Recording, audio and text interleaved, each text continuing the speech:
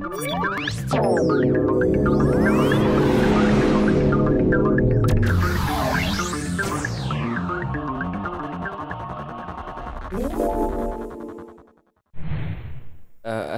warahmatullahi wabarakatuh.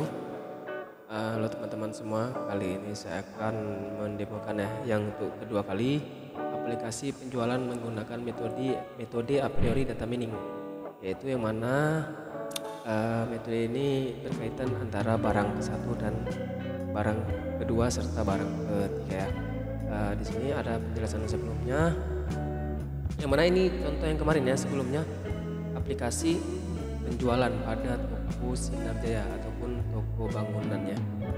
Di sini seperti biasa ada data barang. Data barang ini kan ada perbedaan yang kemarin. Kemarin kan hanya sekedar metode a priori data mining kan. Di sini ada riwayat transaksinya ya. Jadi teman-teman di sini menginputkan waktu penginputan data penjualan.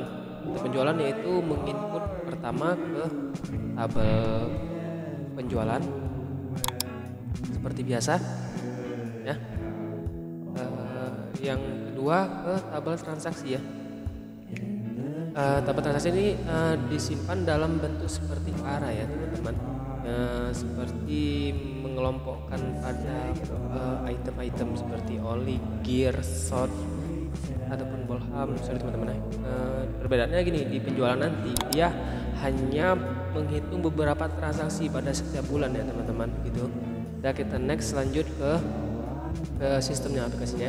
Di sini ada input data produk, yang mana data barang dan harga serta fotonya teman-teman.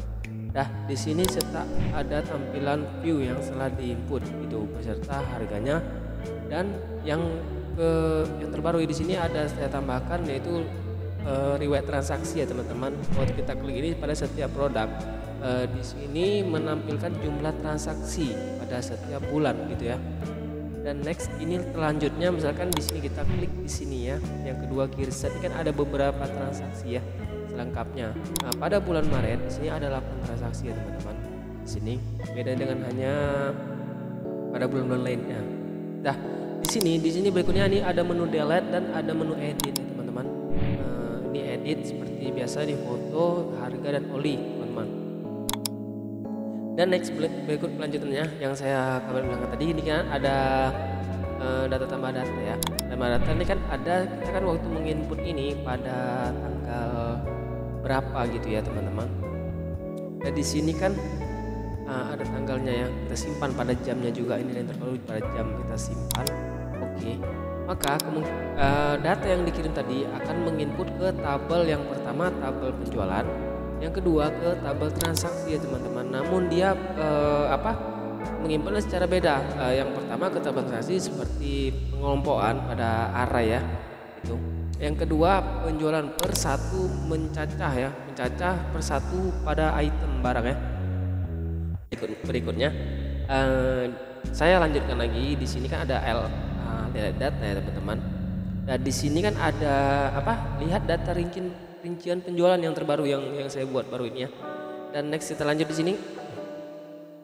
Di sini kan ada ada rincian yang ditampilkan tadi pada transaksi pada setiap penginputan transaksinya. Namun di sini terpisah per satu item ya teman-teman. Di sini kita klik ada pagination ya. Dan di sini kita kan ada pemilihan bulan gitu. Jadi di sini yang menu saya buat ini, di sini kita bisa melihat berapa kali transaksi, berapa jumlah transaksi pada setiap bulan ya. Dan di sini ada Februari, ada Maret, ada April gitu ya teman-teman. Di sini ada menu kembali ya. Ya kita lanjut. Next teman-teman, saya selanjutnya berikutnya kita lanjut ke data proses ya teman-teman. Kemarin kan sebelumnya saya membuat ada beberapa acakan ya yang belum sempurna gitu ya, mungkin karena keributan source codingnya gitu ya. Kemarin kan belum ada keterangannya ya teman-teman.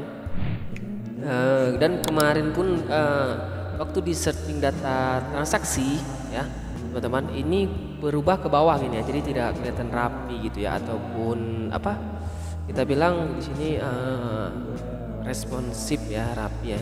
Di sini saya menggunakan Bootstrap teman-teman ya. Dah, di sini kita coba lihat ya keterangannya ya. keterangannya tentang data mining, definisi dan cara kerja algoritma data mining a priori. Untuk pencarian association rule atau algoritma a priori adalah suatu metode untuk mencari pola hubungan antara satu lebih dari item dalam satu data aset ya. Ini biasanya sering digunakan di data penjualan ya teman-teman. Kalau kemarin kan ada yang minta untuk memprediksi data jurusan, itu tidak ini ya. Kalau menurut saya tidak signifikan ya. Karena kan tidak mungkin suatu siswa itu ataupun suatu orang memilih dua jurusan ya. Tidak mungkin ya teman-teman. Jadi misalkan di sini ada sebuah swalayan memiliki market basket. Dengan adanya algoritma a priori, pemilik swalayan dapat mengetahui pola pembelian seorang konsumen. Jika seorang konsumen membeli item A ataupun B, kemungkinan 50% dia akan membeli item C. Pola ini signifikan dengan adanya data transaksi selama ini ya teman-teman. Misalkan seperti itu ya. Dia menghitung ya teman-teman. Misalkan gini, data gear item set kampas ini pada tanggal pencarian ini ya, tanggal 3 bulan 4 ya ini terus ya. Coba saya input ya pada tanggal ini ya. Ada beberapa produk gitu ya teman-teman.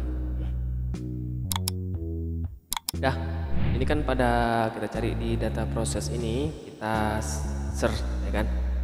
Misalkan contoh nih, gear set kampas ada 2 kali ya gitu ya teman-teman. Coba kita mencari nilai confidence-nya, kita isi. Kita kan proses a priori ini kita harus mengisi dulu ya, pencarian tanggalnya dulu, baru kita cari nilai ininya teman-teman, nilai confidence, nilai min support dan nilai confidence-nya. Ini value, hanya sebuah value, kita harus cari berapa ya teman-teman. Dah, misalkan di sini 20. Dah, kita proses. Dah, kita cari ya. Misalkan yang diminta kan di sini kita lihat ada apa ya? Ada ini rumusnya kan, misalkan di sini kan baru tampil ini min support absolute relatif, nilai min support 66 ya, 66, berapa ini? Nilai min confidence 2 ya kan, teman-teman. Dah, berarti di bawah 66 ini kan karena kan hanya satu ya, satu item set, berarti 66 berarti lolos nih masih ya, 33 ya. Kita lihat yang kedua di bawah 66. Oh sorry, ini kan 33 masih ya. Coba kita waktu input kita di sini kan 20 ya. 20 kita proses teman-teman.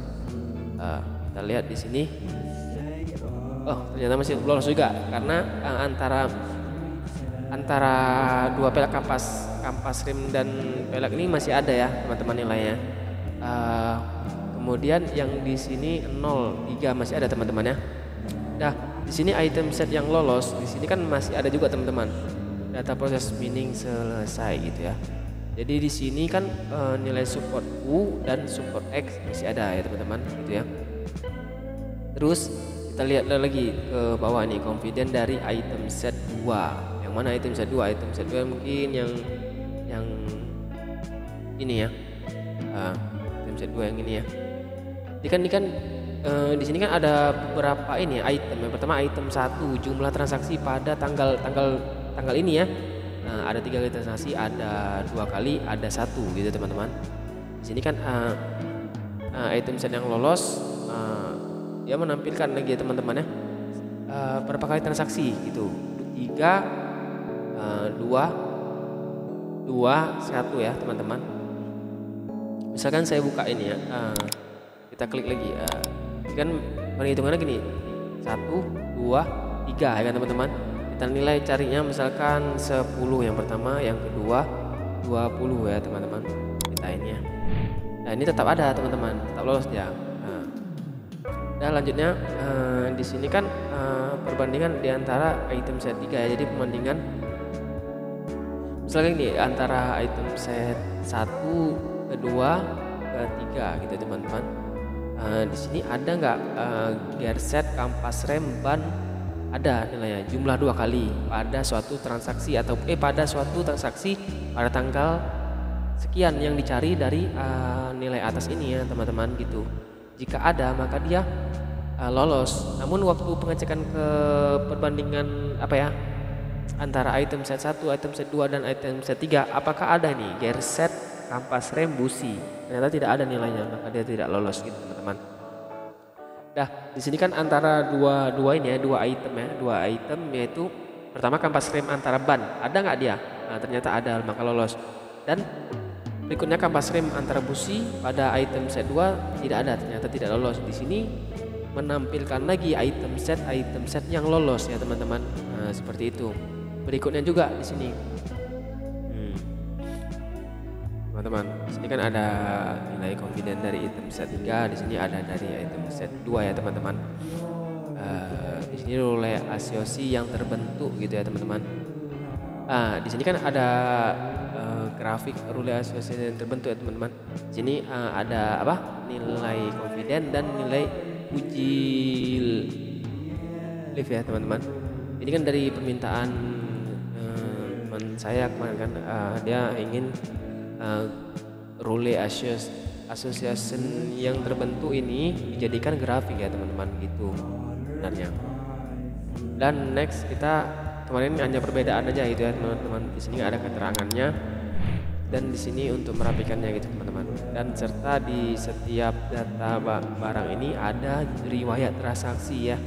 Nah, yang mana di data penjualan ini kita bisa melihat data rincian per produk ataupun per item ya teman-teman gitu. Dan di sini kita bisa seperti biasa kita melihat data hasil ya teman-teman. Jika ada mohon maaf jika ada penyampaian saya yang kurang, itu kembali dari teman-teman. Mohon maaf sebelumnya. Assalamualaikum warahmatullahi wabarakatuh.